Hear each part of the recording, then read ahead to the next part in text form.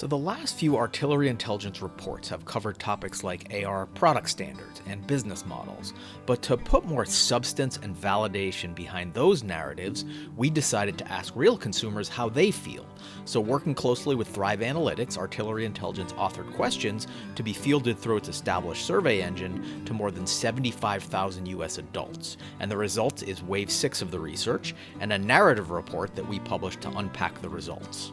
So starting at a high level, 32% of respondents have used mobile AR, up from 30% in Wave 5, and 74% of those do so at least monthly. As far as what they're using, the format we call AR as a feature took the top spot for the fourth year in a row. And this is AR features within non-AR apps. So for example, Snapchat Lenses. And the format is successful because it meets users halfway in the apps that they already use. Now, meanwhile, WebAR has 15% of current AR usage, and we're bullish on this format because of its easy onboarding in browser-based experiences that can be shared through universal web links or QR codes, rather than forcing an app download. In terms of content types, gaming leads, which is attributable to Pokemon Go, which is still going strong by the way, followed by AR shopping, such as virtual product try-ons, and then social AR. Now, fourth on the list is an area we're bullish on in terms of its longer-term potential, and that's visual search. And this is when you point your phone at real-world objects to contextualize them, using tools like Google Lens.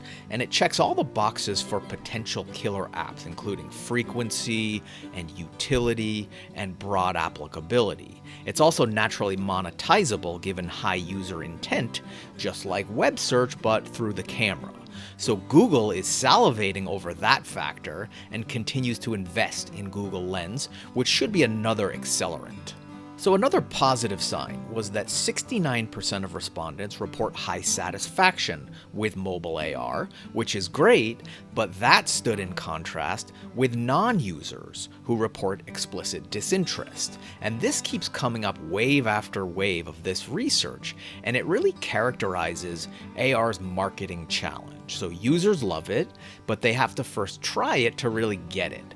But yet it's hard to get those non-users to see the value because they're just not into it.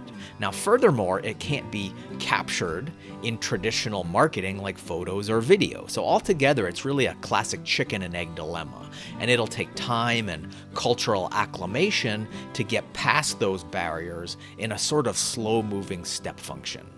Now, strategically speaking, that adoption process can be accelerated in a few ways. So first, notice how the most popular forms of AR, like Snapchat Lenses, or again, Pokemon Go, never use the term AR. Even Google calls visual search captions for the real world rather than jargony acronyms. So the lesson is to be plain spoken in AR marketing. Other successes include tying VR to high-frequency activities. So visual search checks that box, as I mentioned, as does messaging and communications, as Snapchat has done with Lenses. And also tying AR to a social graph in the way that Snap and Instagram are doing can really accelerate growth through virality and network effect. And gamification is another device to boost that stickiness. So that just scratches the surface, and you can see more in the full report. But in closing, most of these survey results are positive confidence signals for AR, but they also indicate that there's still a ways to go. So getting there will require plain spoken marketing, reducing friction, and positioning AR to enhance the activities that consumers are already comfortable with. And that's where we believe AR's killer apps will germinate.